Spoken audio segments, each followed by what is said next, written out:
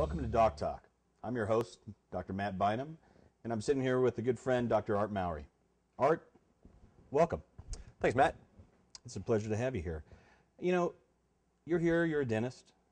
You practice dentistry in Gainesville, Florida, home of the Gators, right? Go Gators. Go Gators. That's right. And, you know, it's a college town, so I'd imagine there's quite a bit of dentists and quite a bit of people in Gainesville. Tell me a little bit about your practice. Well, like I said, practicing in Gainesville, Florida now for a little over 10 years, and yeah, it's a neat community in that, yeah, it's a college town, but we've got just a great vibe and a great feel, and even in the surrounding areas, because a lot of my clients come from Ocala and Lake City and the surrounding areas. But really, if you live in our area, you're probably pretty young at heart, and you kind of have to kind of put up with all the events, all the sports, and just everything that's going on. So it's a great place to live, and just a great place to practice dentistry. You know, I've been in the city of Gainesville, and I agree with you. Just a really great feeling you get from there, but very youthful and alive. You know, you're very well known in the profession, and have a great reputation for being a cosmetic dentist. And what does that mean?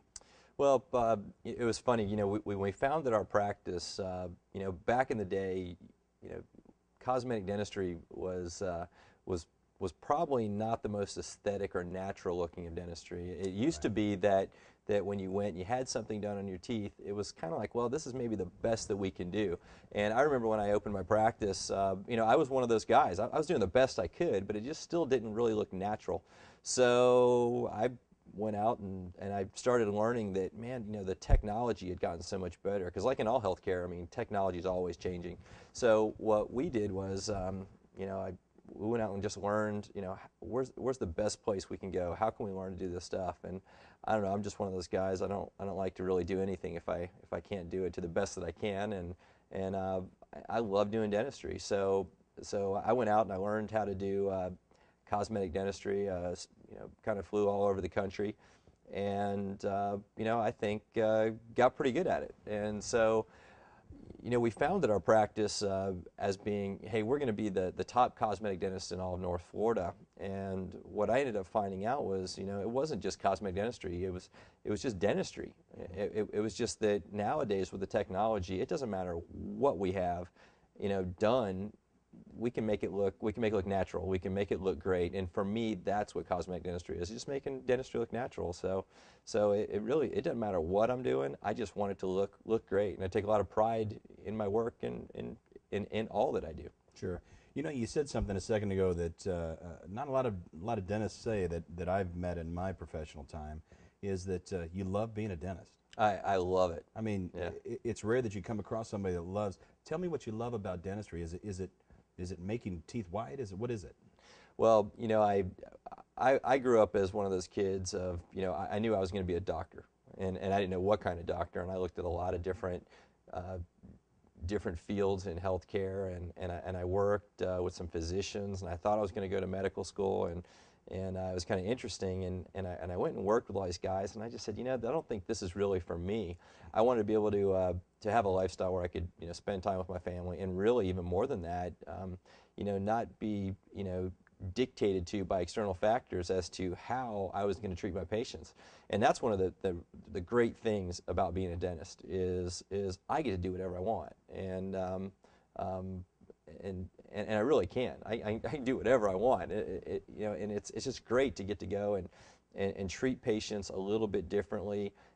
I love the relationships that I'm able to cultivate with my patients, instead of just running in and you put a filling in a tooth, and I honor those dentists, and that's the way that they like to practice. I don't like that. My team says I'm a lazy doctor. And what they mean by that is I just don't like to see a lot of patients. I would rather go in and just get to know people.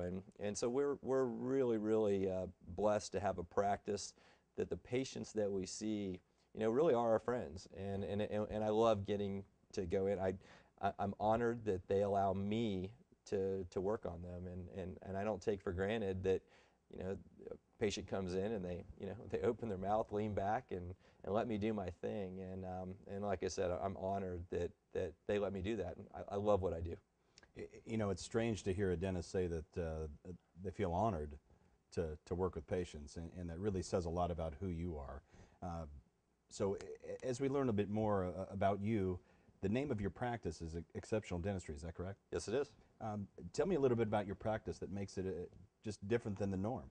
Well, you know, when we set up our practice, one of the things I looked at was, you know, I mean, instantly, for the most part, you go to the community, you go to the lay person, you say, I'm going to the dentist, and instantly all these things pop into their head, and they're like, yeah, they think, they just have these preconceived notions of what a dental visit is going to be. So when we opened our practice, we basically said, this is what we're going to do. Whatever your normal average kind of dentist would do, we're going to do the opposite.